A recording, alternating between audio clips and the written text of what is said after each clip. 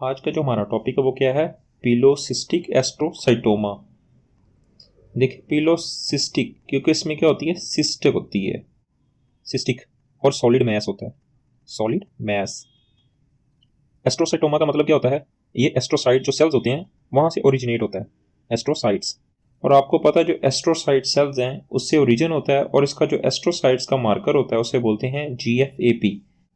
GFAP का मतलब होता है गिलाइल फाइब्रिलरी एसिडिक प्रोटीन।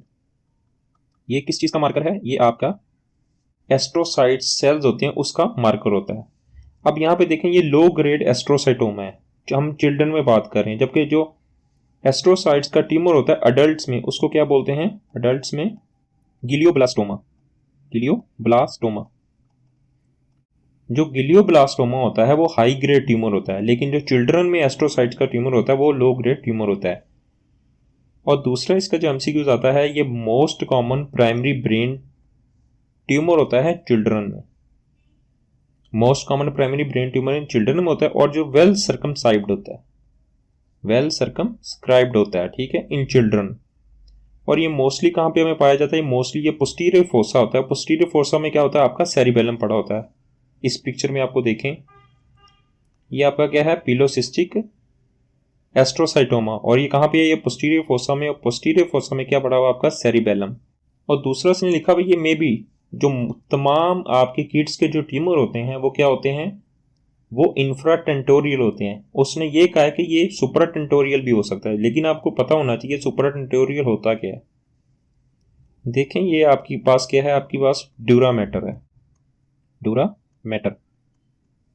अब ड्यूरा मैटर की जो फोल्ड होती है उसको बोलते हैं टेंटोरियम, टेंटोरियम।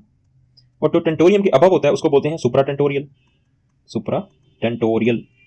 और तमाम आपके जो अडल्ट्स के ट्यूमर होते हैं वो सुपराटेंटोरियल होते हैं, और जबकि इंफ्राटेंटोरियल किड्स के ट्यूमर होते हैं।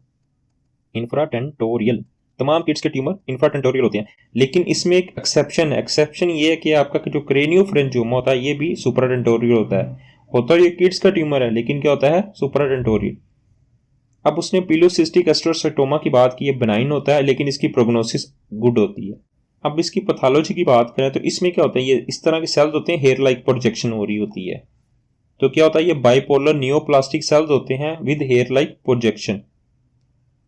और किससे इसकी एसोसिएशन होती है? इसकी एसोसिएशन होती है माइक्रोसिस्ट और रुसेंथल फाइबर्स। रुसेंथल फाइबर बेसिकली क्या होते हैं?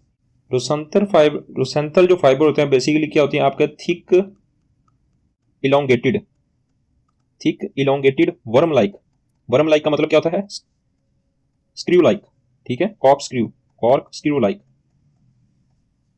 ये बेसिकली क्या होते हैं? असिनोफिलिक होते हैं, असिनोफिलिक होने की वजह से क्या होते हैं? पिंक होते हैं। और ये बंडल्स होते हैं, ये बंडल्स ब्रेन के अंदर पाए जाते हैं अगर लॉन्ग स्टैंडिंग क्या हो? ग्लियोसिस हो रही हो, और अगर कोई ट्यूमर हो, आपका क्या ओकेशनल ट्यूमर और कुछ मेटाबॉलिक डिसऑर्डर हो सकते हैं, उसके नतीजे में भी आपको ये मिल सकते हैं।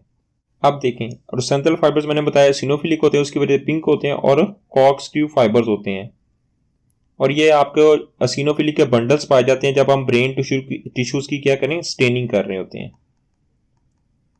और पिलियोसिस्टिक जो आपका एस्ट्रोसाइटोमा उसमें सिस्टिक होता है और सॉलिड मैस पाया जाता है।